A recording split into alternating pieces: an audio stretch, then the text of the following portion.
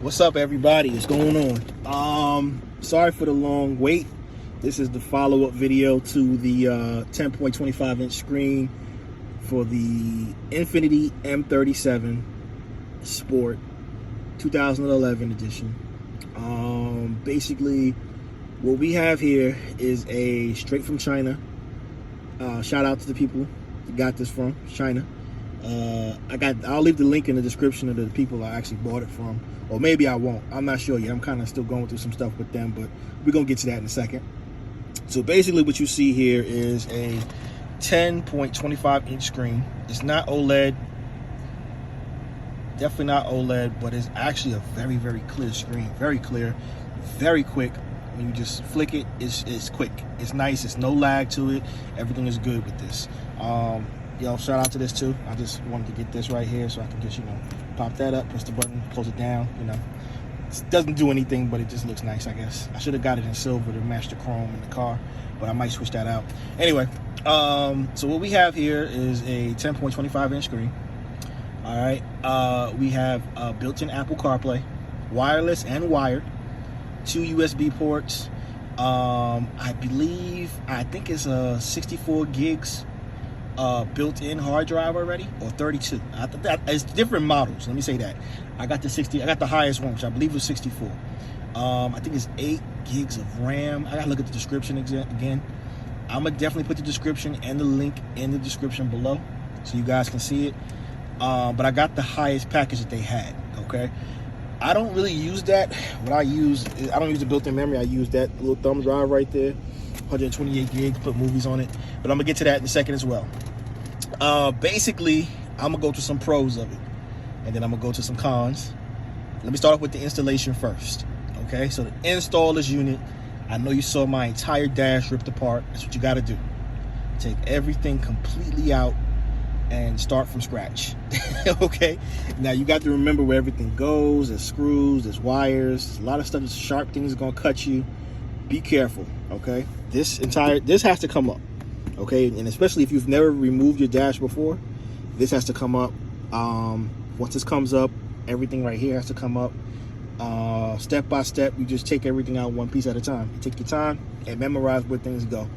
One thing I will say, that this unit here with the climate control and this CD player run off the same exact wire. So it's the wire connecting these two together, and then one wire connected to this coming from the car. So these kind of attach together here, and then one wire there. That's it. So that's pretty simple. That's as simple as it gets. Everything was plug and play for the most part with the install. Not everything was plug and play. Keep in mind, this unit is also for the Q70. Other M37 models, some M37s don't have an HD display. All right, you can tell which one has an HD display based off the border of your screen. So if you look at your monitor in your car and you look at your screen and you have a little thick black border around your OEM monitor, that's not an HD screen. But if you don't have a thick black line, it's a thinner black line, that's the HD screen. So you got to keep in mind that when they send you all these wires, it's for everything. It's going to hook up to a Q70, M37 Sport, M37 without the HD screen, with the HD screen. So these things will kind of trip you up a little bit. So you got to just be mindful of that. You will have wires that plug that don't do anything, that don't even belong there. You will have 2 different sets of wires that plug into an area, which you have to figure out whether it goes there or not by trial and error, because the installation process didn't even give me instructions. There was no instructions. And then when I complained about it, told the guy, he said, okay, I'll send you some instructions. He emailed it to me, and that was in Chinese. They were talking in Chinese. I kind of looked at the video of what they were doing, and as I was looking even further, that car wasn't even the same car as mine. So as I say it again, some of these wires don't even go to your car. So I will say I gave it a D minus, not failing, not an F, but a D minus, if there is such a thing, on the installation process, because there is no instructions. And when they tried to give me instructions, it was in Chinese. I think I might be still missing some wires there, but it is what it is. Also, what is not working, at nighttime, my lights on, as you can see right there. This does not light up anymore. It doesn't illuminate. Now, I might have blown a fuse. I'm not sure. I need to check my fuse box. But typically when Nissans or Infinitis blow fuses, something else goes out as well. So I have reason. I don't really feel that this would have gone out by itself. It could have. And I checked my fuses and see. But I know once I plugged everything back in, this was not lighting up. I told them that. I'm still working with that with them right now too. All right. Next thing. This was cracked right here. See that crack? That's cracked, and that's cracked right there. Now, from a distance, you can't really see it. It still looks good. But this housing is a whole new housing that they send to you, okay? And it's got the screen already attached. So I told them, like, hey, look, you sent me a housing that was cracked. Send me a new one. That was 2 months ago. I got a tracking number, no new housing. Still waiting. So installation process was an F. I mean, was D minus. D minus for installation process. Customer service, I will say they have been communicating with me.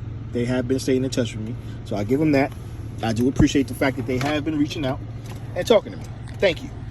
But other than that, yeah, they've been failing on every other level. But yeah, so yeah, this is a good unit actually overall. Now, once I did get it installed, it works very well. All right, I can actually still control my radio. All right.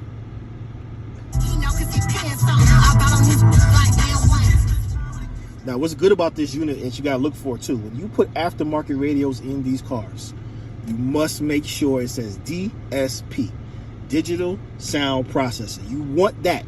If it does not say DSP and you're buying it from China, if it doesn't say it, doesn't have it. DSP is going to push the audio through those speakers like OEM sound.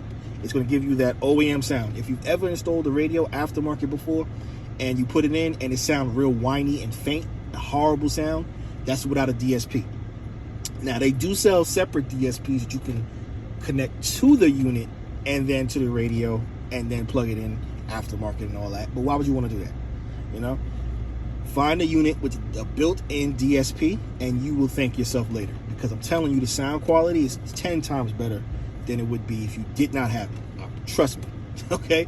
I bought a unit, just went out there and bought it for my old, I think it was my Maxima when I had it.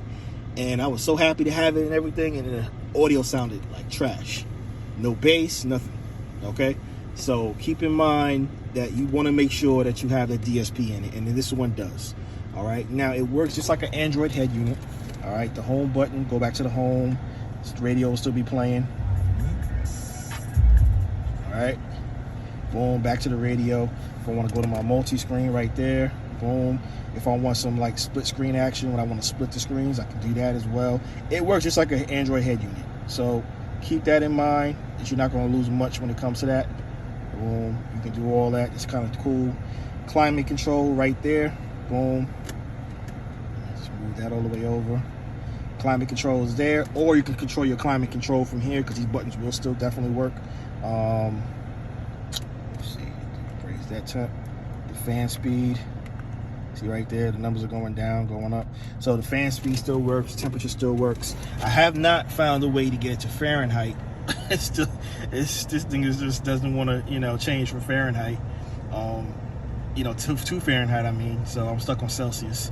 So I think I just need to convert myself. I need to change. That's the problem. I need to change. Not the system. I do. So throw out that 30 years of learning Fahrenheit. And start converting myself to Celsius. That's what happens. But anyway, other than that, it is responsive. It does work very well. All of your original head unit, everything else still works on this car. You have music and Bluetooth. I wouldn't really use these if you're going to use Apple CarPlay or Android Auto. Let me change that. Android Auto, I don't know how it works because I don't have an Android, but I will say I can speak for Apple CarPlay and Apple people. If you have an iPhone, you want to use Apple CarPlay, do not sync Bluetooth to this unit. Do not use the wireless Apple CarPlay. The reason being, because what tends to happen is, if I have Apple CarPlay and I'm in Apple CarPlay, what happens is the phone calls will sometimes come over this way. Or sometimes go to Apple CarPlay. It bounces back and forth. So be mindful that, or playing music, it will sometimes play over here. I don't want to play music over here. I want to play in Apple Music. I want to look at my maps, my music, my podcast. sometimes it'll bounce all over the place. So be careful of that right there. This does have built-in Apple CarPlay for your iPhone, wireless or wired. I preferred wired for that particular reason. So when I'm wired, I'm not connected to any of these settings right here. I don't have to use any of these. These run off Bluetooth. All right. When I want Apple CarPlay, I click that right there. Boom, Apple CarPlay. Nice and neat. Very nice, very neat. Right. Now, because I'm recording, see that little thing right there? Because I'm recording and it's red. What's going to end up happening is basically the phone will, how can I say, this whole Apple CarPlay will lag because I'm recording and trying to move to Apple CarPlay. So I'm not going to move or do anything. I'm just going to go back out. And that's it. But it does work very well. It does move very fast. It's quick. No problems with Apple CarPlay whatsoever. Pretty good. The next thing I want to show you guys is where I play my movies and stuff like that. I put movies on here on that thumb drive right there. So I use Kodi to play movies, and I come over here and I can actually play my movies from here. So that works pretty good too. Let's see.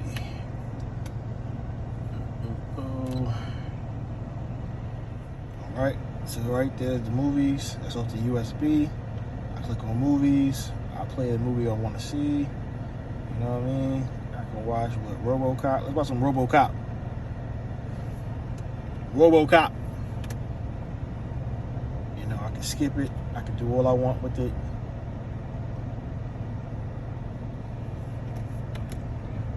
From a military perspective, this has been invaluable. We can accomplish our objectives without any loss to American lives, and I think the... Go back to the home screen like nothing ever happened. Go back to the radio. Radio. All right. Now, backup cam. Backup camera works. Okay. Steering wheel volume. That works. So all in all, this unit is a pretty solid unit. All my features still work. With the backup cam, that's automatically. With the steering wheel, you have to go here to program the steering wheel. Right over here, you hit the button, program it to, let's say, turn off the power, volume up, volume down, back button right there. So you got to program the steering wheel to the unit itself, but the unit does pick up on the steering wheel buttons. That's what's important. So your buttons will be picked up. That's not a problem. Once you program it to the car, you're good to go. It's going to work. No problem. From here, I hit the volume up. Oh, came out of radio.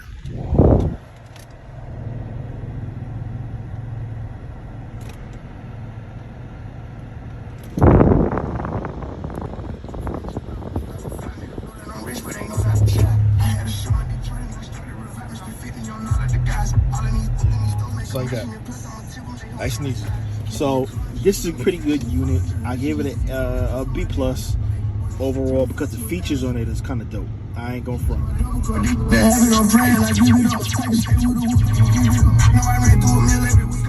Features on this is pretty cool. I love the features. Door opens up. Shows you the door opens up. It knows what doors open. Now you cannot get back to your original home screen. Okay, that's gone forever. Okay, can't do it. I don't know why, but they don't want you to. So why argue? I didn't really need anything over there anyway. Everything on that side was pretty good. You really can't get back to your hard drive either and put music on it because, you know, you're not gonna be able to control nothing over there. But why would you want to anyway? Because when it's all said and done, I mean, Apple CarPlay, I can play any song I want to with my iPhone, so I'm good there on that. Let's see what else we got going on here. I wanted to wait to do a video because I wanted to go through all of the little ticks that it does sometimes. Now, one thing it has done to me, and it done it only maybe 2 times I've seen it do. Sometimes it'll just be chilling, listening to some music, and then the radio will just restart on its own. It'll just boot up. You'll see the Infiniti logo, you'll see Google, and then you'll see everything boot back up. And it boots back up pretty quick, but it was a little annoying to see it just shut down on me, you know? So, Apple CarPlay. I don't know if there's an update for this unit in Apple CarPlay. I'm gonna find out when I get home. Yeah, so the Apple CarPlay, I don't know if there's an update for it that they're missing. I'm gonna look and see about the Apple updates and everything like that. But when I'm in Apple CarPlay, sometimes if I get a phone call, it will answer the phone call through the speaker. Now this is the built-in microphone right there, so that works. Everything works. And let's say I'm off the phone call is over, the screen will just stay stuck on the person I was talking to. So it'll say like Jim and be stuck up there saying Jim until I actually hit the home button, come out, then go back into Apple CarPlay, and everything kind of goes right back to where it was. So I don't know what that freezing is in Apple CarPlay. It's a fast enough unit that it shouldn't be doing that. That's why I think it's something dealing with the update possibly. So I will see, and we'll see what happens with that. Actually, I was going to check that too and see. Yeah, this is the version of the logo and everything like that. That's the frequency it uses to actually link to your phone. Or I mean with Wi-Fi and everything. That's the Wi-Fi frequency bandwidth. Yeah, so I have to play around with it a little bit more and see what's going on with it to figure everything out. See why it's actually doing that and everything. But other than that, man, the unit is A1. I love it. Long drives, put on a movie, watch a movie, just chill, listen to music, podcasts. That's all I really wanted was my podcasts, my movies. So if I got all that, then I'm good to go. You know what I mean? Long trips, all that. So hit me up if you got any questions or concerns, anything I might have missed, anything that you want me to try out on this unit to see if it actually works. Because keep in mind, this is an Android head unit, so what that means, you got the Play Store right there. Boom. So I can download stuff on here. Oh, also there's a built-in cell phone in this unit. So if you have a SIM card, you can slide the SIM card in and have data directly to this. So then you can actually browse the web from the Google app over there, or it's another one. Where is it? Browser. You can click on that, then browse, which is probably the same Google app. So I use my hotspot off my phone when I want to use internet. But either way, you can actually add an actual cell phone to this unit and function it from that way. Or you could, hotspot like me. I pay for it a month anyway. I get like 30 gigs a month that I never use. So I said, well, why not? Why not just use it, do my updates, listen to my Netflix. YouTube is on here, it works pretty good. You can install HBO Max, Netflix, whatever you want to this unit. There's also hookups that way if you wanted to like put TV units in the headrest behind you, that you basically would what's the thing called, you would share this screen with the screens in the back, so you can the kids can actually watch whatever shows they want to watch too. So this can do a lot of stuff, man. So I'm just touching a few different things on it. So but there is built-in navigation in this unit, and let me explain something to you. Built-in navigation is different than Apple CarPlay. Okay, Apple CarPlay and Apple's navigation is on your phone. Okay, built-in navigation is an actual navigation system, GPS, built into your actual head unit. Okay, so a lot of times when people get these cars and they say, "Oh, I got a GPS," because they feel like they got Apple CarPlay. Your phone is the GPS. Okay, not the car. There's no built-in GPS. If you didn't have your phone with you, let me put it to you like this. Let's say you left your phone at home and you had to get somewhere. Can you still put the directions in your unit and get to where you need to get to? If you say no, then you don't have a built-in navigation system. This has a built-in standalone navigation system. That way I can actually just click on it and I can use Waze, I can use Google Maps, and any other company I want to use if I wanted to for maps and everything like that. So there's options I have if I need to do it, But anyway, I ain't gonna hold you guys for too much longer. Love the unit. I think it could be a little bit better. I'm still waiting to hear back from them as far as my parts go. But, we're going to see what happens. Anyway, take it easy. Got any questions, comments, leave it in the description. Leave it in the comments down below. Hit me up. Like, subscribe, all that. Peace out.